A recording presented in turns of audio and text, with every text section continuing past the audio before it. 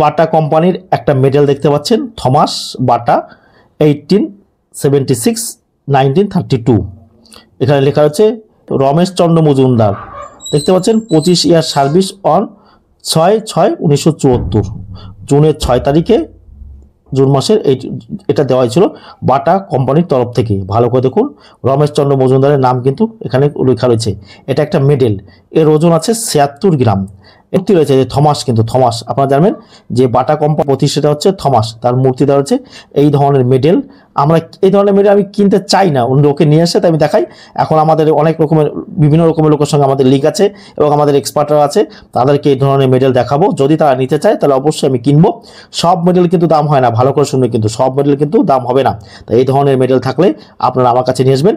আমি থাকি পূর্ব বর্ধমান মেমারি নিমু, প্রতিদিন সকাল 8টা থেকে বিকেল 5টা পর্যন্ত 365 দিন পাবেন। নিমু স্টেশনে নেমে টোটো স্ট্যান্ডে বলুন যে আমি প্রকাশের কাছে যাব।